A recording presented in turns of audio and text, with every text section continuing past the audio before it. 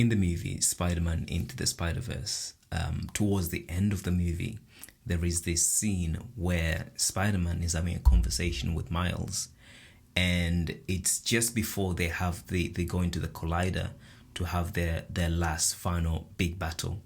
And Spider-Man doesn't think that Miles is ready, because up until this point, Miles has powers that he's not able to fully engage with. And so Spider-Man tells Miles that Miles, you're not ready for it. However, Miles thinks he's ready. He's trying to convince Spider-Man that he needs to be part of the team. Basically, he's trying to convince Spider-Man that he wants to go with him to this final big battle, so that he can revenge what Kingpin did to him. And Spider-Man tells him, you're going to get yourself killed. You cannot go, because you're going to get yourself killed. And Miles replied by saying, I'm ready. However, at that point, Spider-Man kicks him off his feet, off the ground. He flies up into the air. Spider-Man catches him while he's on the ceiling, and says this to him. He says, Venom, strike me, or turn yourself invisible and get away from me. And Miles tries as hard as he could. He tries his hardest to unlock his superpowers, but he can't do it. He cannot get his superpowers out. And Spider-Man goes to him, I know how much you want this, kid. However, you're not ready for it yet. You don't have it yet. I'm sorry. And that got my attention, that Spider-Man is saying to this young guy who really wants to do something, I don't think you have it yet. You're not ready for it. And not only that, but then as Spider-Man is walking away, Miles says this. He says to him, when will I know I'm ready? And Spider-Man turns and looks at him and says, you won't. It's a leap of faith. That's it, Miles. It's a leap of faith.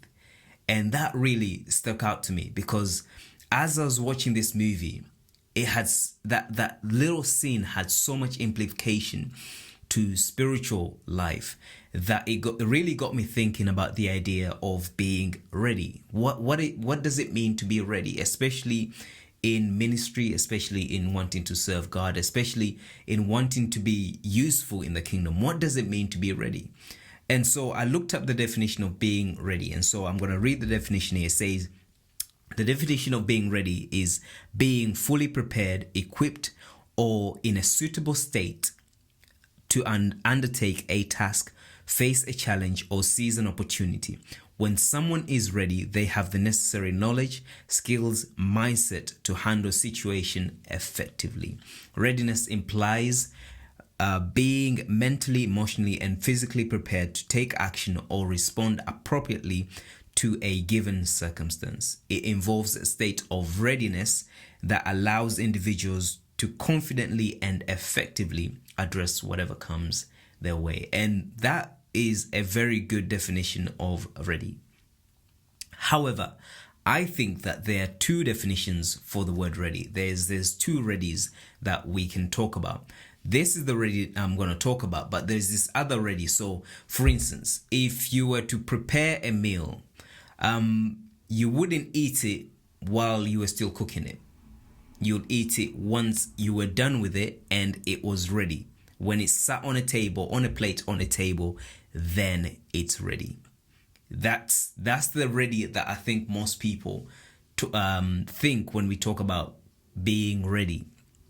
However, there is this other ready or state of readiness that is specific to Christians or to Christian living, especially when it comes to obeying and answering the call of God.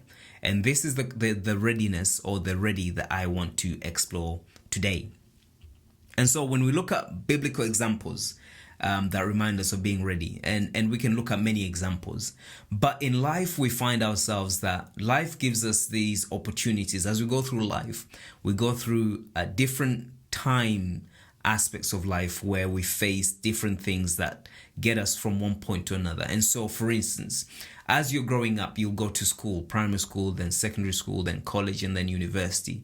And in those different times of lives, you will be made ready for what's coming ahead. And so you'll start by learning to write and learning to read and doing, simple calculations to then make them more complex and more complex as you move up through the ages. And so it is that we see in the world, that the world makes you ready. But I don't think the world really, or the education system really prepares you or makes you ready for what's to come once you're outside of education.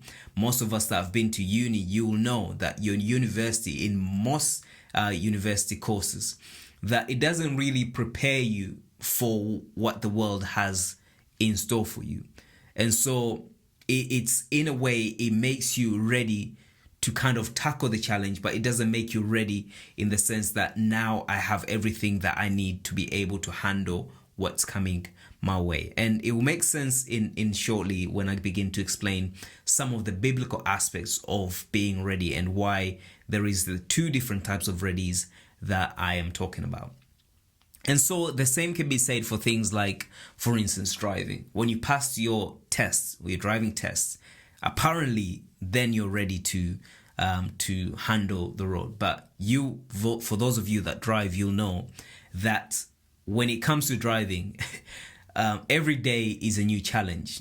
Every day you're learning something new. I've been driving now for coming up to close to 14 years. And every single day is just something different. Every single day is something new. There is always a new challenge. And you're never really ready for what lies in front of you as you get on that road, because anything can happen. Anybody can do anything. And so the readiness that you get from the passing of the test is just to say you have qualified to be able to handle most of the everyday mundane tasks that are required for you to be able to navigate the roads successfully. And also, the other example that we can look at is the idea of parenting. Now, for those of you that have kids or are planning to have kids, you'll know that, you're told to read such and such books. You're given books that you can read. You're given materials that you can read that help and give you knowledge. However, the truth is nothing prepares you for that first child when you're having to deal with that first child, because every single child is individual and they have their own specific needs. And yes, the books may give you, some kind of guidance on what to do, how to do certain things. But when you're up at 2 a.m. and you've done everything that you need to do for that kid and that child is still crying, the book is not going to be there to help you. And so it may make you ready in terms of knowing what to look out for, but it doesn't make you ready in terms of doing what you have to do. And so, again, there's a distinction there between ready for the things you may have to do and ready for the things that you are actually having to do. And so when we look at the Bible, we find many examples of people that are in a position, or when in a position, either ready for what God was calling them to or not ready for what God was calling them to. And here are some of the examples that we can look to, that we can learn from, that we can glean from, about things that help us to be ready or not ready for what's coming our way. The first example, Abraham. Abraham was ready for faith and obedience. He heard the call of God and he answered the call of God, even to the point where he was willing to sacrifice his only son, the promised child, for what God was calling him to do. And so he was willing to sacrifice his only son, his only promised son, because of the faith that he had. And so he was ready. Whatever God was calling him to, he was ready to do what God was calling him to. David is another example that we can look at. David is one of those people that, for me, he was ready to stand up for God's people.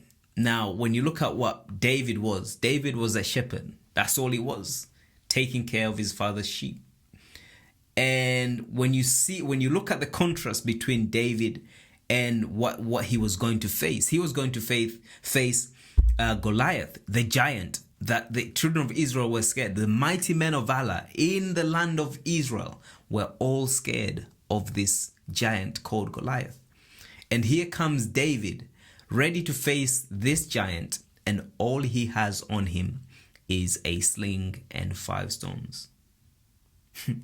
That is a different kind of ready. And so David is ready to stand up for the word of God, to stand up for the people of God, because he said, I am going to go and my God is going to go with me. My God is going to be with me. And we know what happens in the story of David, that David defeats the giant Goliath because he was ready to stand up for the people of God. Ruth is another example we can look at. Ruth was one of those people that she showed uncompromising loyalty towards Naomi. That even when everything fell apart, even when things just looked like there was no hope, there was no hope in sight, she still stuck by Naomi.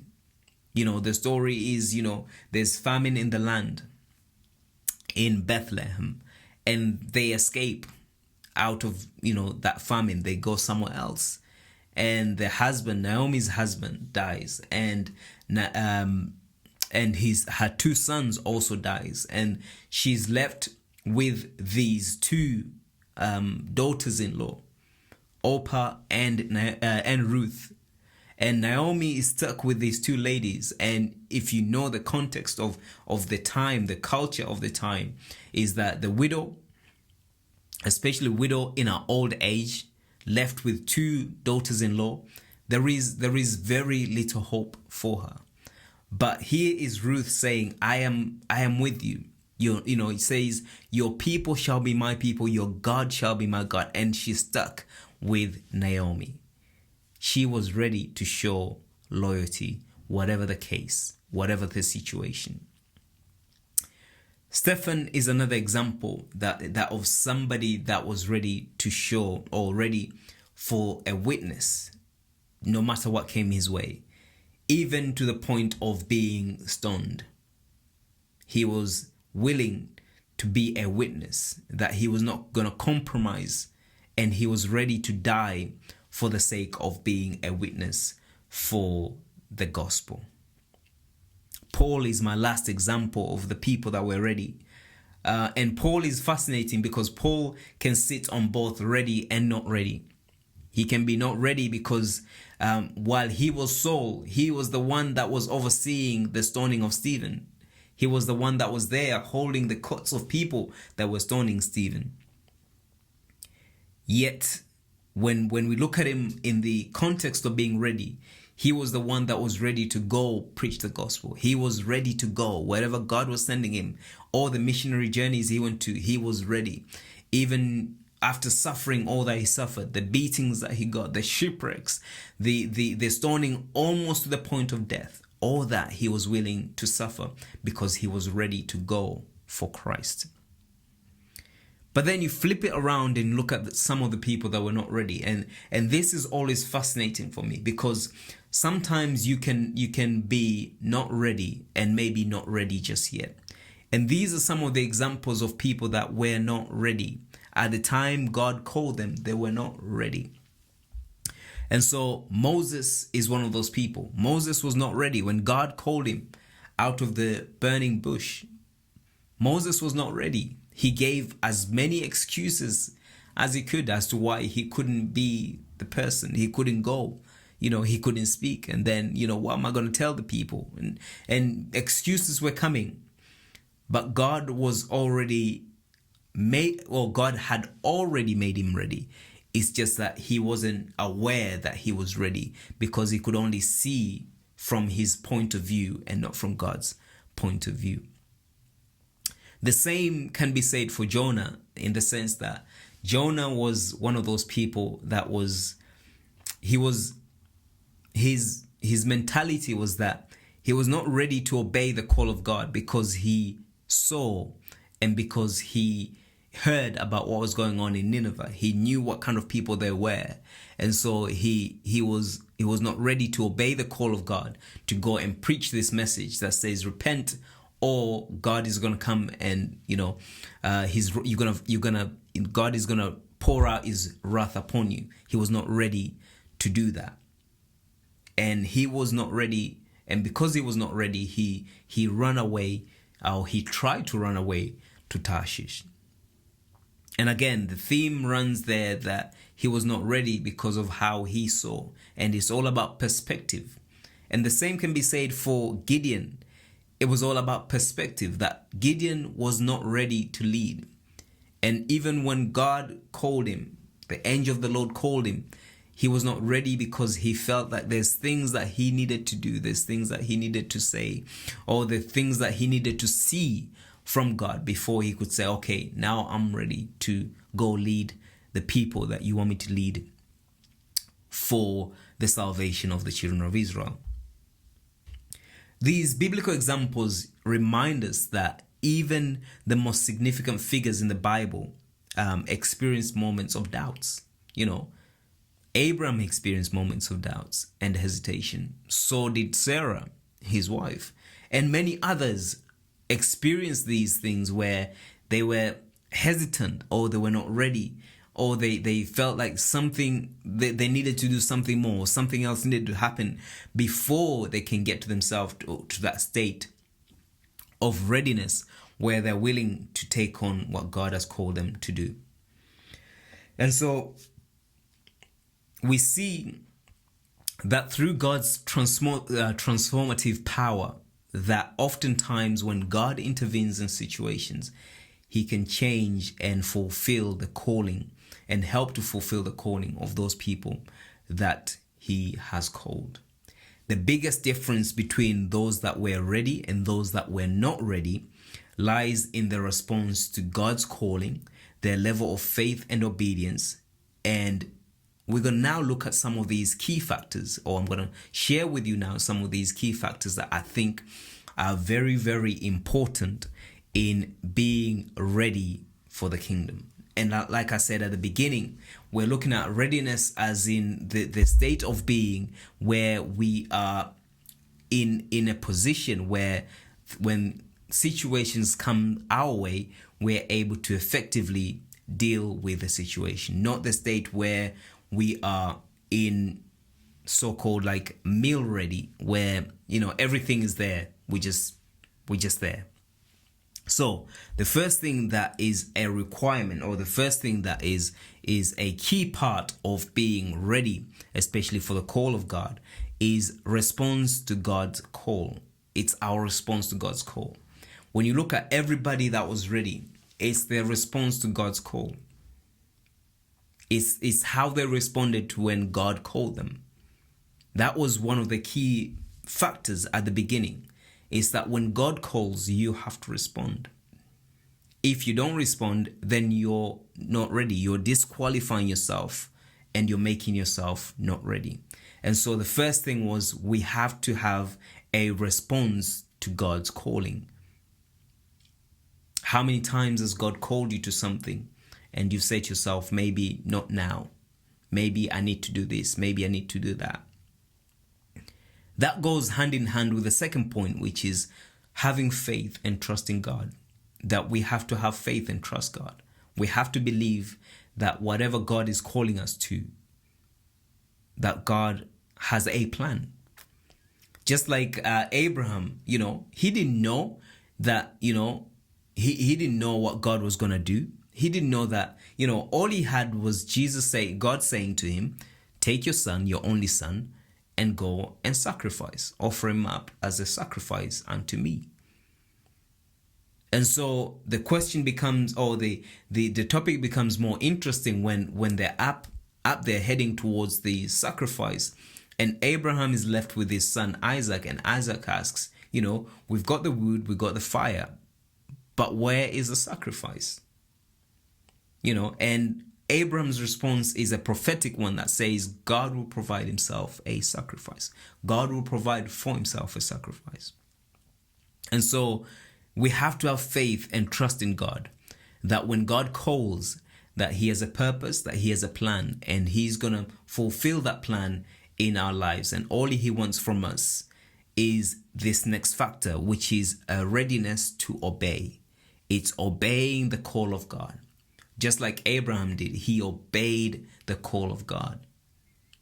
It didn't make sense that it was the promised son that he was now having to sacrifice. It doesn't make sense at all. Why would God ask you to sacrifice your only son, the promised son, the one from where your lineage is supposed to come from? Why would God do that? It doesn't make sense. But when you obey the call of God, when you have faith and trust in God, then you begin to see God's plan and how God works. And sometimes maybe we need a transformative encounter with God. Paul had this encounter with God on the road to Damascus. He was going to persecute the church. Acts chapter 9 talks about how he has the encounter with Jesus. And this encounter changes everything for him. The same can be said for Thomas. We know him as Doubting Thomas. That's what we call him, Doubting Thomas. But when you look at it, Thomas was one. For me, I see him as a factual guy. He just wants the facts. But it's that encounter with Jesus when he sees the nail-pierced hands that completely transforms his readiness for the apostleship that was coming. And then finally, point number 5 is we have to have humility and be teachable. In the sense that when we are preparing ourselves, or when we are making ourselves ready for the things that God has in store for us, we have to be teachable. We have to have a teachable spirit. That we will not know everything at the beginning. We will not know everything at the start. But as we walk along this journey with God, God begins to open up our minds, begins to open up our eyes, begins to open up our ears to see and hear things that will help us in our journey so that we can fulfill the calling that He has called us to. And so, in looking at this idea of readiness, I looked at myself, and for the most part, I disqualified myself through a lot of things. I disqualified myself at the beginning, and I was the kind of person, or I am the kind of person that things have to align themselves. I have to have this, that, and the other lined up together. I have to make sure that this, that, and the other. Even starting this podcast, I had to make sure I was like, oh, I need to get the best mic so that when I sound, I want to sound crisp. I want to sound just right. So I was looking at the mic that were more affordable for me, because I couldn't afford a Shure mic because that's too expensive. And then I was looking at, I need to get the best camera, because I need it, when my background, when people look at my videos, my YouTube videos, I want them to see the blurred background with all kinds of effects. And so I was like, I'll put it off until I get a good camera, and then I'll start. And then I get that, and I'm like, lighting is very important for anything to do with video, photography. Lighting is super important. And so I was like, no, until I get good lighting, then I'll start. But in all these things, I realized, and looking back in my life, that in a lot of things, I was disqualifying myself because I felt I needed to be at a certain point and have such and such. Or I felt like I needed to be a meal, basically. That's what I'm trying to get the point of. I felt like I needed to be a meal, that I had to be fully ready before God can use me. And that is a completely wrong perspective to come up from with people of God, or in life, to ministry, to the calling of God. God is never looking for people that are fully ready. Look at the apostles, the disciples. None of them were qualified for proclaiming the gospel. None of them. There were no teachers in the synagogue. There were no Pharisees. There were no student in the Torah. None of them were qualified in the sense that we would consider qualified. You would think Jesus, if you wanted to get people that are ready to preach the gospel and turn this world upside down, you go to the synagogue. You'd go to the place where the people that studied your word from the beginning, those people that know it inside out, you go to those people because they're ready. And so you'd use those people. But what does Jesus do? Jesus picks fishermen, tax collectors, and people that were just sitting under a tree, just waiting. That's the people that Jesus picked. They were not qualified, but they were ready. And so I find myself that in my life, I had to have qualifications for things. You know, I say to myself, before I can get up and preach the best sermon ever, I have to, read about, the art of public speaking. I have to know how to tell stories. And that was part of the reason why so for such a long time, I delayed this, because part of what I want to be able to do is to tell stories, to tell stories that are relatable, that have implications on our lives and have biblical outtakes and are pulled from the Bible to help us imply our Christian walk and how we live our lives. And so as I'm looking for these things, I'm saying to myself, I have to have this, I have to have that, I need to be able to do this, I need to know this much about the Bible. And in doing all these things, I just disqualified myself and made myself not ready for the call of God, because God was not looking for me to be ready. Like even now when you ask me, if you told me, when do you think you'll be ready to be a pastor? Probably Jesus would come before I could tell you I'm ready to be a pastor, because I was always going to find something else that I need to do this, I need to do that, I need to learn this, I need to be able to do that. And so in doing so, I would have disqualified myself from the calling that God has for me. And so we, as people, get to the point where we can disqualify ourselves or make ourselves not ready because we are looking for things, or we're trying to get to a point where we think now God is going to be ready to use us. Look at the people and the examples that I've given. None of them were ready for everything that God was calling them to, but they had a key ingredient in that they obeyed God. They heard the call, they obeyed God, they trusted God, and they were willing to let God lead them and take them through the journey. You look at Jesus as a perfect example. Jesus is the perfect example of somebody that was ready. Before he ever did anything significant, before Jesus did anything significant, the only thing that was happening at the time when God says this is that Jesus was being baptized. And as he came out, a spirit descended from heaven and said, "Look, this is my beloved son in whom I am well pleased." And you ask yourself, what has Jesus done? He's just been baptized. No ministry, no miracles, no signs, no wonders. Nothing significant has been done to that point. But God says, "This is my beloved son in whom I'm well pleased." Why? Because Jesus was ready for whatever was going to come his way. He made himself ready for whatever was going to come his way. And so being ready, for us as Christians, being ready is referring to a state of preparedness and readiness to face particular tasks, challenges, or opportunities. It involves being mentally, emotionally, and spiritually equipped to tackle responsibilities, demands that lie ahead. In other contexts, or to put it into context, the life's journey of a Christian, and this is the idea behind being ready, is having a sense of purpose, a clear understanding of your calling, and willingness to respond to God's leading, and faith and obedience to follow through on the things that God has called for you. And so for me, as I was trying to do everything, as I was trying to respond to God's calling, I was trying to make myself ready as a meal. I was saying to God, you can only use me once I'm set at a table. That's the only time you can use me once I'm there on a table, on a plate, with everything that I need to, the salt, the pepper, everything, all the seasoning, then you can use me.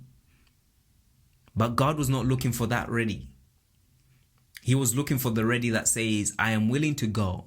I don't know what's going to happen, but I'm willing to learn. I'm willing to follow through. I'm willing to obey. I'm willing to have faith to say, whatever you have in plan for me, God, I am willing to follow through.